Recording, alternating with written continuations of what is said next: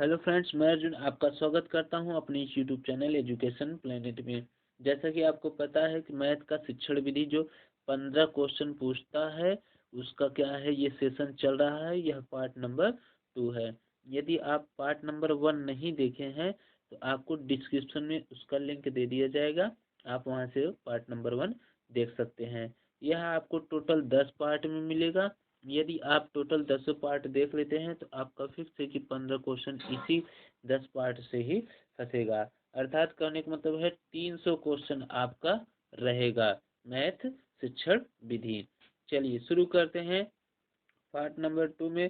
पहला क्वेश्चन अर्थात question number 31 क्या है, तो देखते हैं क्वेश्चन नंबर 31 क्या है।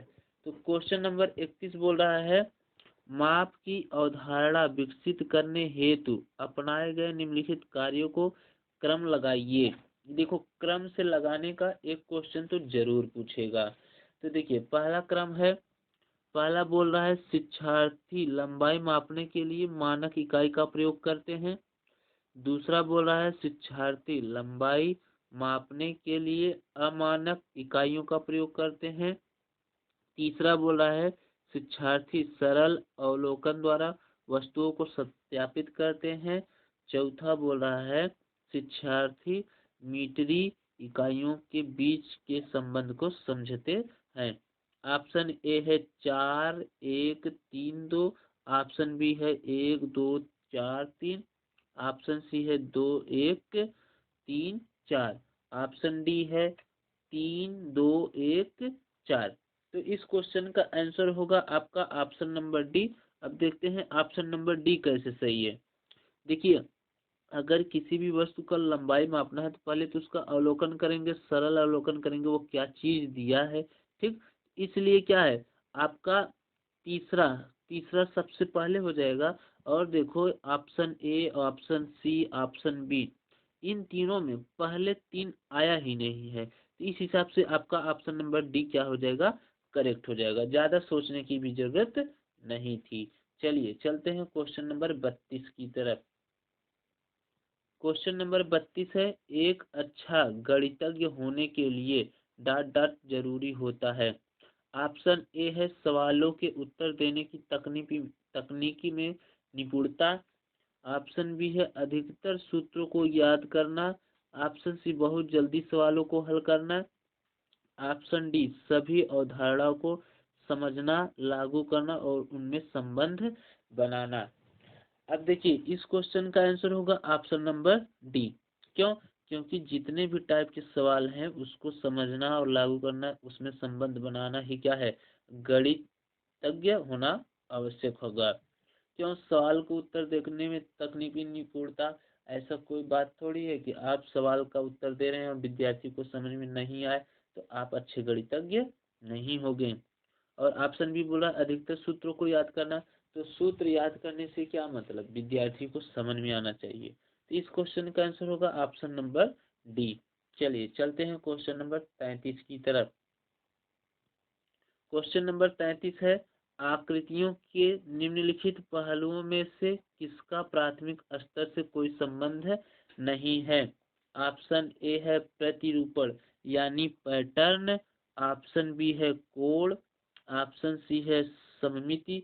ऑप्शन डी चौपड़। तो देखिए क्या बोल रहा है, प्राथमिक स्तर। तो प्राथमिक स्तर यानी छोटे बालक के बारे में बात कर रहा है। तो छोटे बालक के बारे में जो बात कर रहा है तो ये हो जाएगा आपका ऑप्शन नंबर बी कोण। क्यों? क्योंकि उनको कोण पहले थोड़ी पता होगा, ठीक ना। तो क्या हो जाएगा आपका ऑप्शन नंबर बी करेक्ट हो जाएगा। चलिए चलते हैं क्वेश्चन नंबर 34 की तरफ। क्वेश्चन नंबर 34 बोल रहा है, संख्याओं के संदर्भ में प्राथमिक कक्षा के बच्चे अर्थात वे बच्चे जिनका आयु 8-9 वर्ष है निम्नलिखित में से किस समुच्चय में प्रवीण हैं। बोल रहा है किस समुच्चय में प्रवीण हैं। ऑप्शन ए वर्गीकरण प्रतिवर्ती अनुपातिक विवेचन। ऑप्शन बी पंक्तिबद्धता प्रतिवर्ती अनुपातिक विवेचना।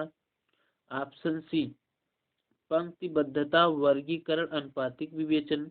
ऑप्शन डी पंक्तिबद्ध वर्गीकरण प्रतिवर्तिता। इस क्वेश्चन का आंसर हो जाएगा आपका ऑप्शन नंबर डी, पंक्तिबद्धता, वर्गीकरण, प्रतिवर्तीता। यानी जो 8 से 9 वर्ष के बालक होते हैं उनका समुच्चय क्या होगा, पहले पंक्ति बनाना होगा, फिर उसके बाद वर्गीकरण किया जाएगा कि कौन कितने तेज हैं, फिर उसके बाद उनका क्या है एग्जाम होगा, फिर प्रतिरूपी मिलेगा। ठीक, चलिए चलते हैं क्वेश्चन नंबर 35 की तरफ। क्वेश्चन नंबर 35 है, गणित से भयभीत होने और उसमें असफल होने के लिए निम्नलिखित में से किसे एक कारण नहीं माना जा सकता। यानी गणित सब्जेक्ट है, उसमें असफल यदि कोई विद्यार्थी हो रहा है तो उसका कारण किसे नहीं माना जाता है या माना जा सकता है, इसी यही क्वेश्चन पूछ रहा है। तो अब देखते हैं ऑप्शन क्या दिया। ऑप्शन ए दिया कक्षा कक्ष के अनुभव, ऑप्शन बी दिया प्रतीकात्मक संकेत, ऑप्शन सी दिया है गणित की संरचना, ऑप्शन डी दिया है लैंगिक भेद। इस क्वेश्चन का आंसर हो जाएगा आपका ऑप्शन नंबर डी, लैंगिक भेद। क्यों, क्योंकि वो असफल होने का बात कर रहा है ना, तो कोई जरूरी थोड़ी है कि अगर लैंगिक भेद किया जा रहा है तो आप सब असफल हो जाएंगे, ऐसा कोई बात नहीं। कक्षा कक्ष के अनुभव ये सब क्या है, असफल होने का क्या है कारण हो सकते हैं, प्रतीकात्मक भी हो सकता है, गणित की संरचना भी हो सकती है, लेकिन लैंगिक भेद नहीं होगा, अर्थात इस क्वेश्चन का आंसर हो जाएगा ऑप्शन नंबर डी। चलिए चलते हैं क्वेश्चन नंबर 36 की तरफ।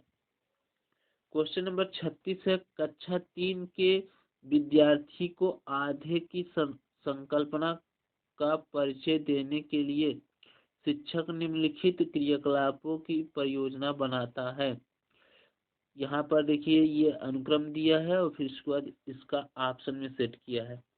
पहला दिया चित्र दिखाता है जिसमें आधा प्रदर्शित किया गया है, दूसरा आधे का चिन्ह लिखता है, तीसरा बहुत सारे मूर्त पदार्थों को आधे में विभाजित करता है, चौथा कहानी या शब्दों के प्रयोग से आधा प्रदर्शित करता है। अब यहाँ पर ऑप्शन दिया है, अब देखना है कि कौन सा ऑप्शन इसका सही होगा। यह क्वेश्चन नंबर 36 है। यहाँ पर देखिए टाइपिंग मिस्टेक हो गया, ये क्वेश्चन नंबर 36 है। तो अब देखिए इस क्वेश्चन का आंसर क्या होगा आपका ऑप्शन नंबर ए। पहले तो 3 सही होगा, फिर उसके बाद 1 सही होगा, फिर 4 सही होगा, फिर 2 सही होगा। देखते हैं कैसे। तो 3 क्या है, देखिए ऑप्शन नंबर ए में 3 1 4 2, 3 बोल रहा है बहुत सारे मूर्त पदार्थों को आधे में विभाजित करना, इससे क्या होगा विद्यार्थी को क्या है ज्यादा से ज्यादा समझ में आएगा। ठीक, फिर पहला क्या है, चित्र दिखाता है जिसमें आधा प्रदर्शित करता है। पहले तो क्या है उसको क्या होंगे ढेर सारा वस्तु क्यों अलग अलग कर लेंगे तो वही चित्र दिखाएंगे ना। इस हिसाब से पहले आपका तीसरा हो जाएगा, फिर पहला हो जाएगा, फिर चौथा हो जाएगा, फिर दूसरा हो जाएगा। ठीक, चलिए चलते हैं क्वेश्चन नंबर 37 की तरफ। क्वेश्चन नंबर 37 है, प्राथमिक स्तर पर गणित की पहेलियां मदद करती है। गणित की पहेली जो है प्राथमिक स्तर पर क्या मदद करती है उसके बारे में पूछ रहा है। ऑप्शन ए दिया है कक्षा के प्रतिभा संपन्न विद्यार्थी को पहचानने में, ऑप्शन बी दिया है विद्यार्थी को मनोरंजन प्रदान करने में, ऑप्शन सी दिया है समस्या सुलझाने के कौशलों को परखने में, ऑप्शन डी दिया समस्या सुलझाने के कौशलों को प्रोत्साहित करने में। इस क्वेश्चन का आंसर हो जाएगा आपका ऑप्शन नंबर डी। क्यों, क्योंकि पहले जो होगा ये क्या करेगा समस्या सुलझाएगा और कौशल को क्या है प्रोत्साहित करेगा, जबकि ये परखने और रखने की बात यहाँ पर नहीं है। जो पहेली होती है वह मनोरंजन के लिए भी नहीं होता है। ठीक, चलिए चलते हैं क्वेश्चन नंबर 38 की तरफ। क्वेश्चन नंबर 38 है, गणितीय संचारण उल्लेख करता है। ऑप्शन ए है गणितीय विचारों को समाहित और संगठित करने की क्षमता, ऑप्शन बी है समस्याओं को सुलझाने की क्षमता, ऑप्शन सी है गणित प्रश्नोत्तरी में भाग लेने का कौशल, ऑप्शन डी है गणित के कक्षा कक्ष में बोलने की क्षमता। इस क्वेश्चन का आंसर हो जाएगा आपका ऑप्शन नंबर ए, गणित विचारों को समाहित और संगठित करने की क्षमता। ये संचारण का बात कर रहा है। संचारण मतलब क्या होता है, यानी एक स्थान से दूसरे स्थान तक किसी वस्तु को पहुंचाना, ठीक ना। तो इसीलिए यहाँ पर ऑप्शन नंबर ए क्या हो जाएगा आपका, करेक्ट हो जाएगी, अर्थात गणित विचारों को समाहित और संगठित करने की क्षमता। चलिए चलते हैं क्वेश्चन नंबर 39 की तरफ। क्वेश्चन नंबर 39 है, यदि एक शिक्षार्थी पूर्णांकों, भिन्नों और दशमलव संख्याओं पर चारों आधारभूत संक्रियाएं संपन्न करने में समर्थ है तो वह ऑप्शन ए विभजनात्मक अवस्था में है, ऑप्शन बी उपादान अवस्था में है, ऑप्शन सी संक्रियात्मक अवस्था में है, ऑप्शन डी परिणात्मक अवस्था में है। इस क्वेश्चन का आंसर हो जाएगा आपका ऑप्शन नंबर सी, संक्रियात्मक। अभी देखिए, इसके पहले वीडियो में यानी जो पार्ट नंबर 1 है वहां पर आपको बताया गया था कि यदि कोई व्यक्ति कार्य कर रहा है तो वहां पर क्या संक्रिया का बात करेगा। ये देखो, पूर्णांक बात कर रहा है, भिन्न, और फिर उसके दशमलव, फिर उसके बाद संख्या पर विचार, चारों आधारभूत संक्रियाएं कर रहा है यानी क्रिया कर रहा है, तो इसलिए आपका ऑप्शन नंबर सी क्या हो जाएगा, करेक्ट हो जाएगा। चलिए चलते हैं क्वेश्चन नंबर 40 की तरफ। क्वेश्चन नंबर 40 है, प्राथमिक स्तर पर गणित की अच्छी पाठ्य पुस्तक के लिए निम्नलिखित में से कौन सी विशेषता महत्वपूर्ण है। ऑप्शन ए है, उसमें अवधारणाओं का परिचय संदर्भों के द्वारा दिया जाना चाहिए।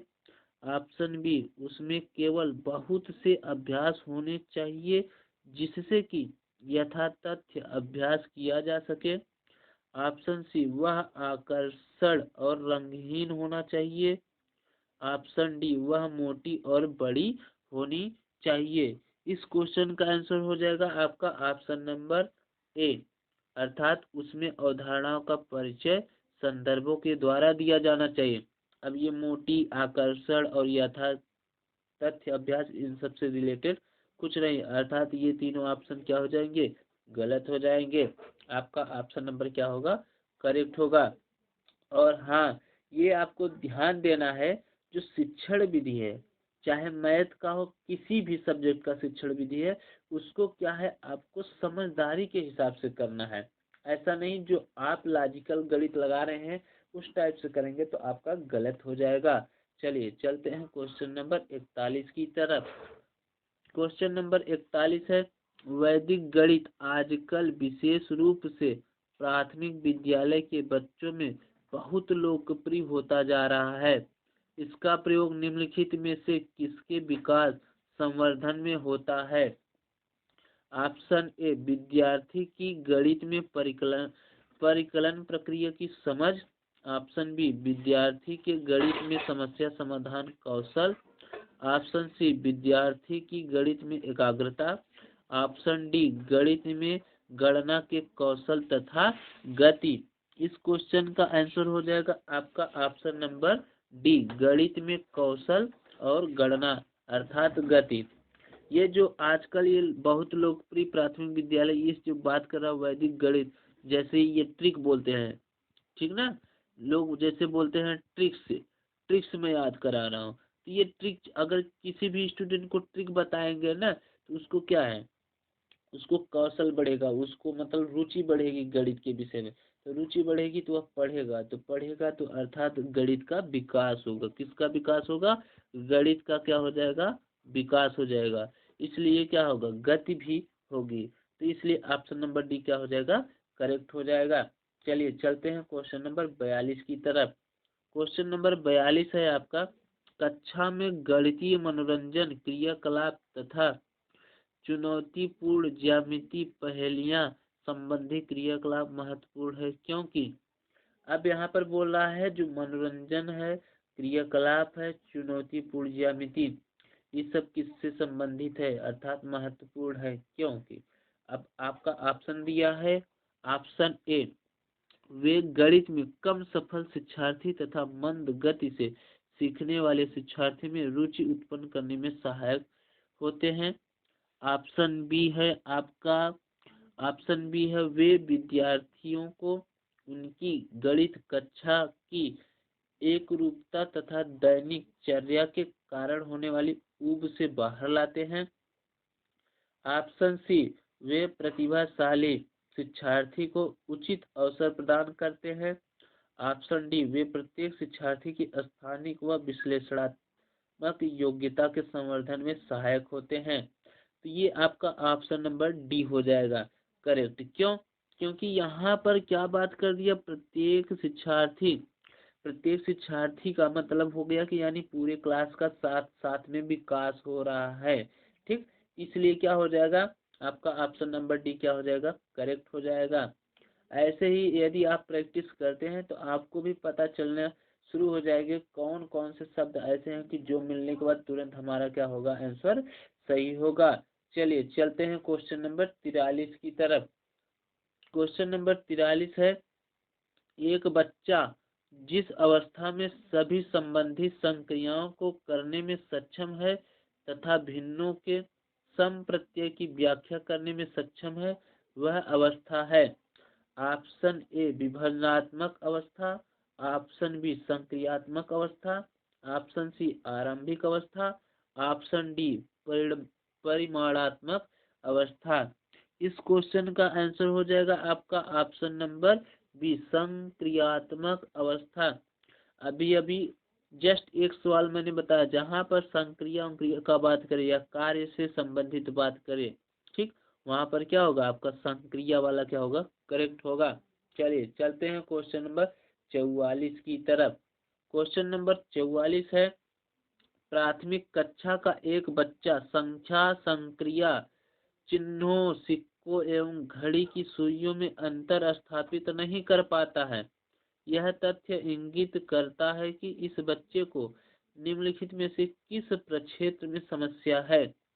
ऑप्शन ए प्रक्रिया स्मृति, ऑप्शन बी दृश्य प्रक्रम, ऑप्शन सी भाषा प्रक्रम, ऑप्शन डी श्रवण स्मृति। अब देखिए यहाँ पर क्या बोला है, सिक्कों एवं घड़ियों की सुइयों में अंतर स्थापित नहीं कर पाता है। अंतर स्थापित नहीं कर पा रहा है, यह तथ्य इंगित करता, मतलब जैसे अंतर स्थापित नहीं कर पा रहा है तो अर्थात क्या है, चिन्ह उसको दिखाई नहीं दे रहे हैं। ठीक है ना, सुई क्या है उसको दिखाई नहीं दे रहा है, किसका घड़ी का सुई उसको दिखाई नहीं दे रहा है। इस हिसाब से आपका ऑप्शन नंबर बी क्या हो जाएगा करेक्ट हो जाएगा, यानी दृश्य प्रक्रम। ठीक ना, अर्थात उसको दिखाई नहीं दे रहा है इसीलिए उसको यह समस्या है, कौन सा दृश्य प्रक्रम। चलिए चलते हैं क्वेश्चन नंबर 45 की तरफ। क्वेश्चन नंबर 45 है आपका, निम्न ग्रिड वर्गाकार कागज पर खींचा गया है। ये 3 ठो इधर दिए हैं और 3 ठो इसमें दिए हैं। अब HTO लिखा है, इसमें भी HTO लिखा है, इसका मतलब ये है 1 10 100,000, 1 10 100,000, इसको हिंदी में बोलेंगे इकाई दहाई सैकड़ा हजार। अब बोला है यह निरूपण किसकी ओर संकेत करता है, यह क्या बोला है, यह निरूपण किसकी ओर संकेत करता है। ऑप्शन ए स्थानीय मान की अवधारणा, ऑप्शन बी दहाई और इकाई की तुल्यता, ऑप्शन सी गणितीय खेल, ऑप्शन डी गिनतारा अबेकस पर संख्या की स्थिति। देखिए हम लोग जैसे कि क्या करते हैं कि स्थानीय मान जब निकालते हैं, जैसे मान लो 4 3 2 है तो 2 का स्थानीय मान निकालना है तो 2 गुणे 1 करते हैं ना, अर्थात इकाई अंक पर है। 3 का निकालना है तो 3 गुणे 10 करते हैं, और अगर 4 का निकालना है तो क्या करते हैं 4 गुणे 100 करते हैं। ठीक, तो यह वही दिखा रहा है, तो अर्थात इस क्वेश्चन का आंसर क्या होगा ऑप्शन नंबर ए स्थानीय मान की अवधारणा। ठीक ना, चलिए चलते हैं क्वेश्चन नंबर 46 की तरफ। क्वेश्चन नंबर 46 क्या है सॉरी, क्वेश्चन नंबर 46 है, कक्षा 6 की पाठ्य पुस्तक से दी गई निम्नलिखित समस्याओं में से कौन सी बहु अनुशासनात्मक समस्या की ओर संकेत करता है। यानी मतलब ढेर सारे अनुशासन लगे रहे, यानी बच्चा क्या है डरता रहे, उसको ऐसा लगे हाँ यहाँ पर अनुशासन है, ऐसा क्वेश्चन पूछ रहा है। अब देखते हैं इस क्वेश्चन का ऑप्शन क्या क्या दिया है। ऑप्शन ए दिया है दी गई आकृति की दर्पण छवि प्रतिबिंब का आरेख बनाइए। ऑप्शन बी है दी गई आकृति में कितनी सममिति रेखाएं हैं। ऑप्शन सी है किसी दी गई ज्यामितीय आकृति में एक सममिति रेखा खींचना है। ऑप्शन डी है भारत के झंडे का आरेख बनाइए और झंडे में सममिति रेखाओं की संख्या को पहचान कीजिए। इस क्वेश्चन का आंसर क्या हो जाएगा आपका ऑप्शन नंबर डी। देखिए यहाँ पर संकेत का बात कर रहा है, किसका बात कर रहा है, संकेत का बात कर रहा है। तो संकेत का बात कर रहा है तो झंडा, भारत का झंडा जब बनाएंगे उसमें आरेख खींचेंगे तो वहां से क्या है बच्चे पहचान लेंगे। इस क्वेश्चन का आंसर क्या हो जाएगा ऑप्शन नंबर डी। चलिए चलते हैं क्वेश्चन नंबर 47 की तरफ।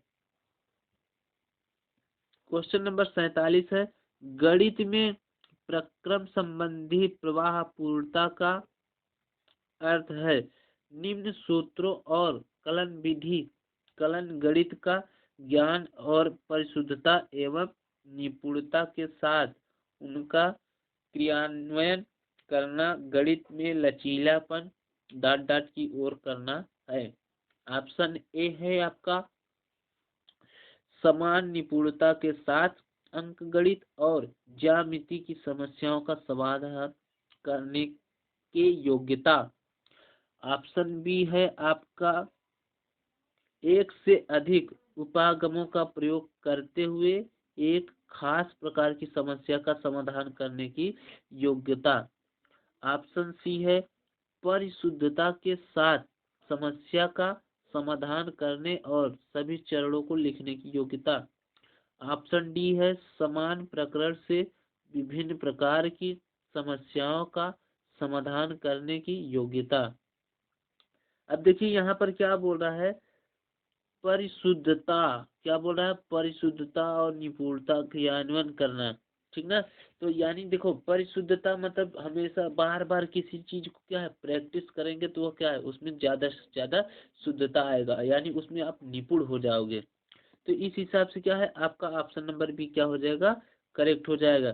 खास प्रकार की समस्या का समाधान करने योग्य, यानी बार बार क्या है जैसे मान लो कोई सवाल यदि आपको नहीं आ रहा है तो उसको बार बार प्रैक्टिस करेंगे तो उस सवाल वह सवाल क्या है आपके लिए खास हो जाएगा, ठीक ना।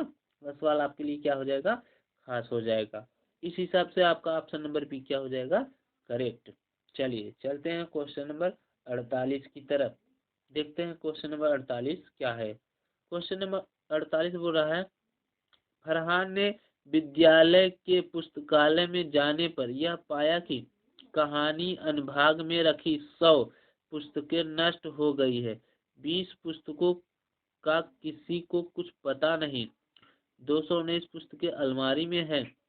132 पुस्तकों को बच्चों में को पढ़ने के लिए दिया गया है। पुस्तकालय में कुल कितनी कहानी की पुस्तकें थी।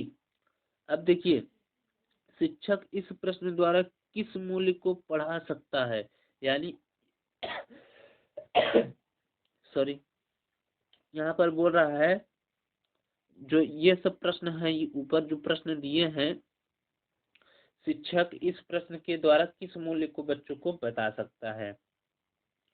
ऑप्शन ए है अन्य की सहायता करना। अन्य मतलब क्या हो जाएगा आपका अन्य मतलब जैसे गेहूं हो गया, चावल हो गया, ठीक है, इन सब के बारे में बात कर रहा है, ठीक।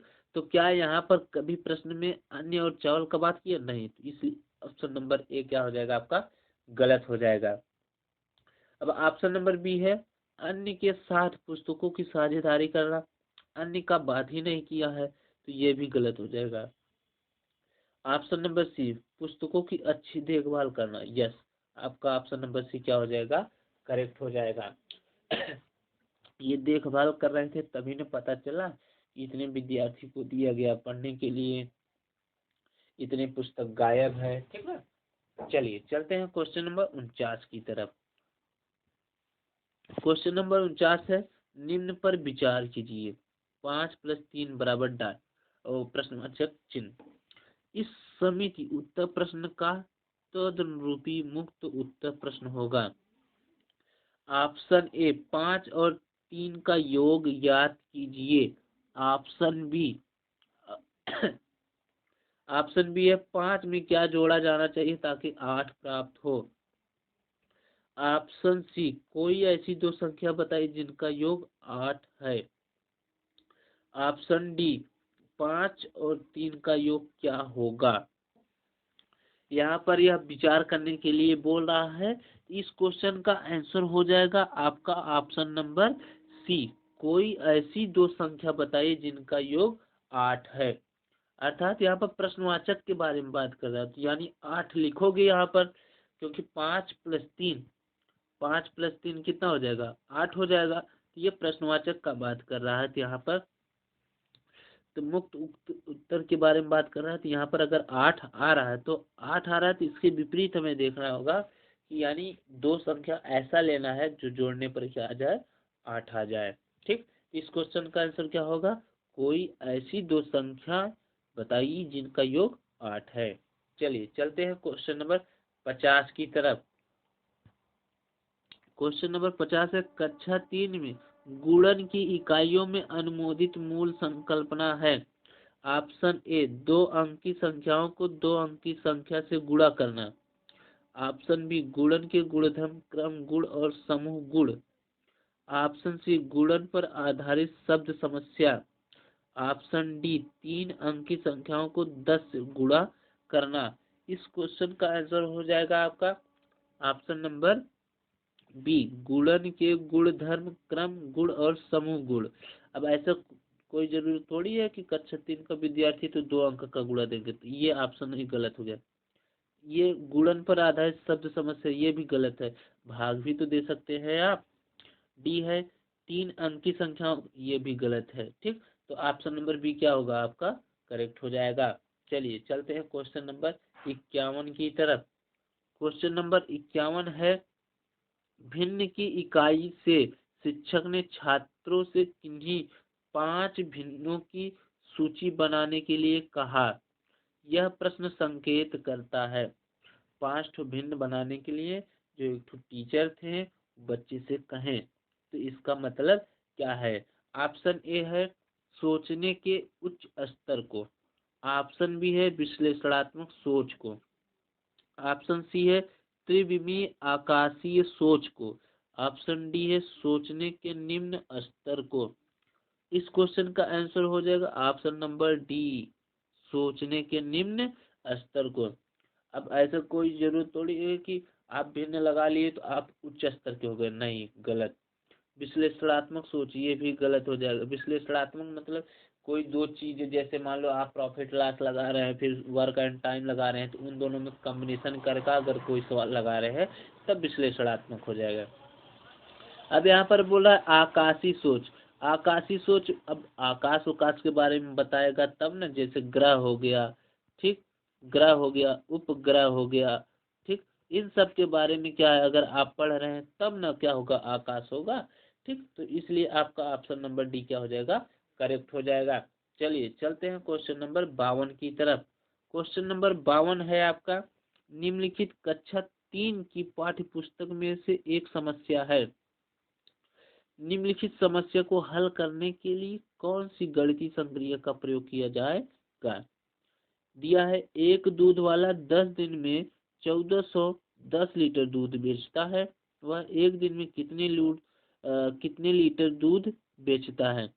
उपर्युक्त सवाल में ब्लूम के संज्ञानात्मक क्षेत्र की किस दक्षता की ओर संकेत करता है।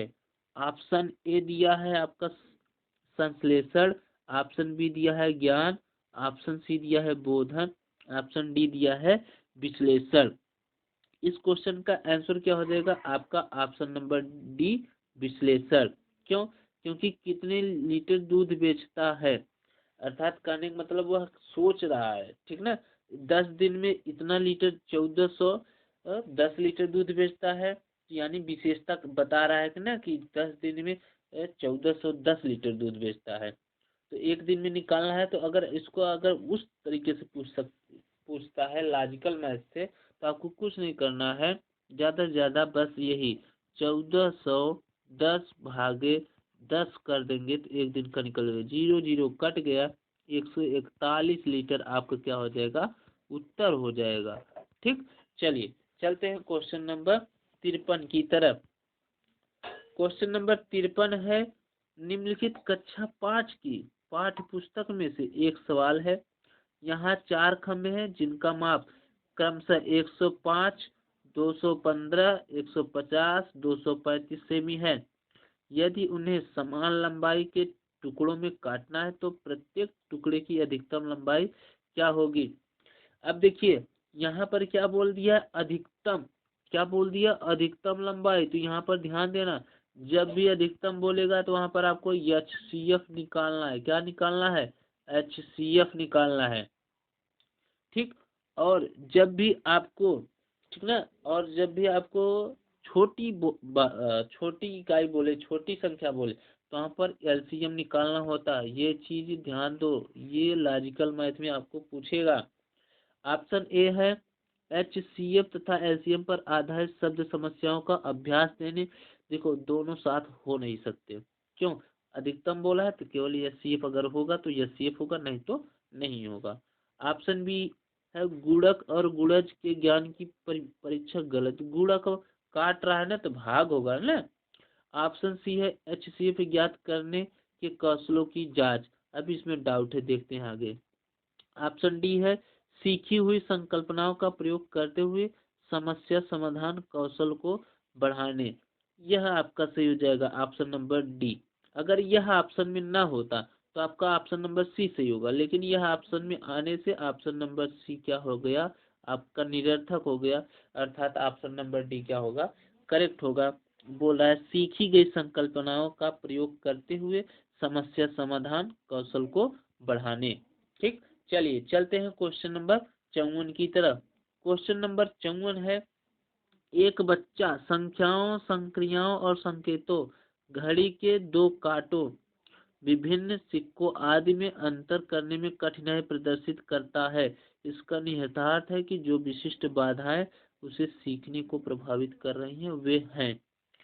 अब देखिए इसके पहले ही आप अभी देखें, यह जो था क्या है, देख नहीं पाता था बालक, तभी क्या होता है, ऐसा कठिनाई होता है। तो इस क्वेश्चन में भी वही ऑप्शन खोजना है। अब क्या बोला है, ऑप्शन ए, कमजोर गतिक कौशल, पढ़ना और लिखना कौशल। ऑप्शन बी, पढ़ने लिखने की बातें नहीं होगा यहाँ पर। ऑप्शन बी है, कमजोर शाब्दिक, कमजोर शाब्दिक का भी बात नहीं होगा, ठीक ना, उसको दिखाई ही नहीं देगा तो कहाँ से, ऐसा थोड़ी है कि दिखाई नहीं दे रहा है तो क्या है वो कमजोर होगा। ठीक, ऑप्शन सी है, कमजोर चातुष, ये सही हो जाए, कमजोर चातुष यानी क्या है, आंख कमजोर है। ठीक, और ये कमजोर भाषा का बात कर रही थी, ये भी गलत, ये भी गलत और ये भी गलत। आपका ऑप्शन नंबर सी क्या हो जाएगा, करेक्ट हो जाएगा। ठीक, चलिए चलते हैं क्वेश्चन नंबर 55 की तरफ। क्वेश्चन नंबर 55 है, उच्च क्रमी चिंतन कौशल HOTS पर आधारित प्रश्न मांग करते हैं। ऑप्शन ए, एल्गोरिथम के ज्ञान की। ऑप्शन बी, संकेतों और चित्रों के ज्ञान की। ऑप्शन सी, कुछ सीमा तक संज्ञानात्मक प्रयास और ज्ञान की। ऑप्शन डी, तथ्यों, नियमों, सूत्रों के ज्ञान की। इस क्वेश्चन का आंसर हो जाएगा आपका ऑप्शन नंबर सी। देखिए यहाँ पर चिंतन कौशल का बात की है, तो चिंतन कर रहे हैं तो यानी कुछ न कुछ कार्य कर रहे हैं, तो जब कार्य कर रहे हैं तो संज्ञानात्मक आइबे करेगा। ठीक, इस क्वेश्चन का आंसर क्या हो जाएगा, ऑप्शन नंबर सी। चलिए चलते हैं क्वेश्चन नंबर 56 की तरफ। किन्हीं दो संख्याओं को गुणा करने पर 24 गुणनफल प्राप्त होगा, यह प्रश्न। यानी मान लो दो संख्या है, उसका गुणनफल कितना प्राप्त हो रहा है, 24। जैसे मान लो वह संख्या मान लेते, एक संख्या 8 है, दूसरी 3, तो 8 गुणे 3 करेंगे तो कितना आ जाएगा, 24 आ जाएगा। चलिए अब देखते हैं ऑप्शन क्या है। बुद्ध अंत वाला प्रश्न है क्योंकि इसके निहित संख्या में उत्तर है। ठीक है, देख लेते हैं, निहित संख्या में उत्तर है, यह बोल रहा है। निहित तो संख्या 2 और 4 है, तो 2 गुणे 4 कर रहे हो तो कितना आ रहा है, 8 आ रहा है ना, तो गलत है। ये ऑप्शन ए गलत हो गया। ऑप्शन बी बोल रहा है बच्चे को सामान्य समस्या समाधान रणनीतियों को सुझाता है ताकि वह सही उत्तर दे सके। अब यहाँ पर कहाँ पर ऐसा दिखाया ही है कि जो बच्चे क्या है सामान्य उत्तर दे सकेंगे, गलत हो जाए।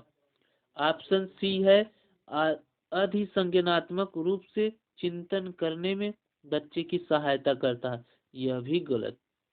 अब जब ये तीनों गलत हो तो ये करेक्ट होगा। अब देख भी लेते हैं। मुक्त अंत वाला प्रश्न है क्योंकि इसके एक से अधिक उत्तर हो सकते हैं। यह सही बात है। क्यों? इसको आप ये भी तो कर सकते हैं, जो आपका ऑप्शन नंबर डी है, इसको आप बोल क्या रहे हैं, मुक्त अंत वाला प्रश्न है क्योंकि इसके इसके एक से अधिक उत्तर है। एक से अधिक उत्तर है अर्थात मतलब आप 6 गुणे 4 कर सकते हैं, 24 हो जाएगा। ठीक, चलिए चलते हैं क्वेश्चन नंबर 57 की तरफ। क्वेश्चन नंबर 57 है कक्षा 3 में 2 अंक की संख्या के व्यवकलन को प्रस्तुत करने के लिए शिक्षक निम्नलिखित चरणों का आगमन करता है। ऑप्शन ए स्थानीय मान व्यवस्था की समझ के साथ 2 अंकों संख्याओं की पुनरावृत्ति। चरण 2 दिया है यह प्रदर्शित करने के लिए कि छोटी संख्या को बड़ी संख्या से घटाया जा सकता है। चरण 3 दिया है स्थानीय मान के प्रत्येक कॉलम के अंतर्गत संख्याओं के व्यवकलन का अनुप्रयोग करना। इस स्थिति में शिक्षक से पाठ का विकास कर रहा है। अब मतलब किस तरफ से किस तरफ जा रहा है इसके बारे में यहाँ पर पूछ रहा है। इस क्वेश्चन का आंसर हो जाएगा आपका ऑप्शन नंबर सी। पहले व्यवस्था करेगा, फिर संकल्पना बनाएगा, फिर परिकलन करेगा, फिर प्रक्रिया, फिर संक्रिया। ठीक, अगर इस क्वेश्चन को अगर आप ये चरण 1 चरण 2 नहीं पढ़ते फिर भी आप कर लेते हैं। क्यों? क्योंकि किसी भी वस्तु को आप करने के लिए क्या है, पहले व्यवस्था ही करेंगे ना। तो व्यवस्था देखो सी में है, डी में है, तो ये दोनों पहले ही कट गया। अब क्या है, व्यवस्था के बाद संकल्पना करेंगे, संकल्पना के बाद परिकलन करेंगे ना, तो यानी आपका ऑप्शन नंबर सी क्या हो जाएगा, करेक्ट हो जाएगा। चलिए चलते हैं क्वेश्चन नंबर 58 की तरफ। क्वेश्चन नंबर 58 है सबसे उपयुक्त व्यूह रचना जिसका प्रयोग धनराशि के योग की कुशलता को आत्मसात करने के लिए किया जा सकता है डॉट डॉट है। ऑप्शन ए भूमिका निर्वाह यानी रोल प्ले। क्या? रोल प्ले जैसे नाटक करना, ठीक ना, भाषण देना, गाना गाना, ये सब चीजें। आपका ऑप्शन बी है बहुत सारे सवाल हल करना। ऑप्शन सी है सूचना और संप्रेषण तकनीकी आईसीटी का प्रयोग करना। ऑप्शन डी दिया है प्रतिरूपों का प्रयोग करना। इस क्वेश्चन का आंसर हो जाएगा आपका ऑप्शन नंबर ए। देखिए क्या बोला है, व्यूह रचना जिसका प्रयोग धनराशि की योग की कुशलता। व्यूह रचना जैसे मान लो यहाँ से आप ऐसे भी याद कर सकते हैं, जैसे अभिमन्यु जो है वह व्यूह का रचना किए थे अर्थात रोल प्ले किए थे ना, यानी दिखाए थे कि हाँ उनको क्या है, जो व्यूह है चक्रव्यूह क्या है तोड़ने आता है। ठीक, तो इसलिए यहाँ पर इस क्वेश्चन का आंसर क्या हो जाएगा, ऑप्शन नंबर ए भूमिका निर्वाह यानी रोल प्ले। चलिए चलते हैं क्वेश्चन नंबर 59 की तरफ। क्वेश्चन नंबर 59 है कक्षा 3 के विद्यार्थी को संख्या पद्धति पढ़ाने का उद्देश्य। संख्या पद्धति यानी नंबर सिस्टम, ठीक, जिसमें अभाज्य भाज्य संख्या ये सब चीजें आती हैं, ठीक ना। ऑप्शन ए दिया 4 अंकों वाली संख्या के योग और व्यवकलन के कौशल में प्रवीणता प्राप्त कर। इसे कोई जरूरत थोड़ी है कि 4 अंक का आना चाहिए, गलत हो गया ये। ऑप्शन बी बड़ी संख्या को पढ़ने और कौशलों में प्रवीणता प्राप्त करना। ऐसा भी नहीं है कि बड़ी संख्या ही उनको आना चाहिए, नहीं। मान लो दो के बारे में पता ही नहीं है, 2000 के बारे में कहाँ से जानेंगे। ठीक, चलिए ऑप्शन सी है 6 अंकों की गणना। ये भी क्या नहीं है क्योंकि बोल दे रहा है 6, तो क्या 5 अंक का नहीं पढ़ेंगे, 4 अंक का नहीं पढ़ेंगे, तो ये गलत। अब जब ये तीनों गलत हो गए तो चौथा करेक्ट होगा। फिर भी देख लेते हैं चौथा क्या है। बोल रहा है संख्याओं को सैकड़ा, दहाई और इकाइयों के समूह के रूप में देखना और स्थानीय मानों की सार्थक समझना, ये करेक्ट होगा। क्योंकि जैसे मान लो 2 5 6 है तो स्थानीय मान निकालेंगे, 6 का 6 हो जाएगा, 5 का निकालेंगे तो क्या हो जाएगा 50 हो जाएगा, 2 का निकालेंगे तो कितना हो जाएगा 200। ठीक ना। चलिए चलते हैं क्वेश्चन नंबर 60 और इस पार्ट का लास्ट क्वेश्चन। क्वेश्चन नंबर 60 है आपका, रिजुल एक गति संवेदी शिक्षार्थी है। उसकी शिक्षिका सुश्री नेहा उसकी अधिगम शैली को समझती है। उसकी गुणन की संकल्पना को स्पष्ट करने के लिए उन्हें निम्नलिखित किस व्यूह रचना का चयन करना चाहिए।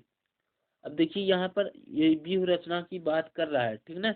रिजुल एक गति संवेदी शिक्षार्थी है। यहाँ पर जो रिजुल है ना, रिजुल एक शिक्षार्थी का नाम है। रिजुल क्या है, एक शिक्षार्थी का नाम है। अब देखते हैं ऑप्शन ए जो दिया है आपका वह सही है कि बी सही है कि सी सही है, डी उसको पढ़ने के बाद पता चलेगा। अब ऑप्शन ए दिया है, सभी पहाड़ों को याद करने के लिए उस पर बल देना चाहिए।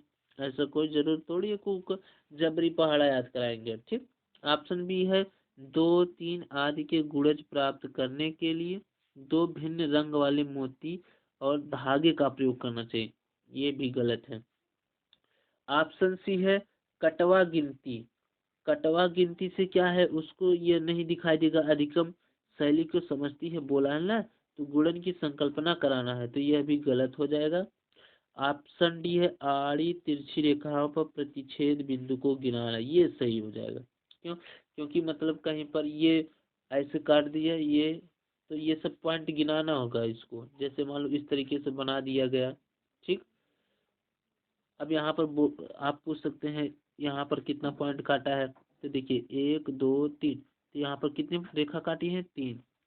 इस तरीके से क्या है आप उसको गिना सकते हैं। यहाँ पर कितना काटा है 2, यहाँ पर 3, यहाँ पर 3, यहाँ पर 2। इस तरीके से ये आड़ी तिरछी रेखा का क्या होगा, प्रतिच्छेद बिंदु गिनाना, ठीक। तो आज का क्लास यहीं पर समाप्त होता है।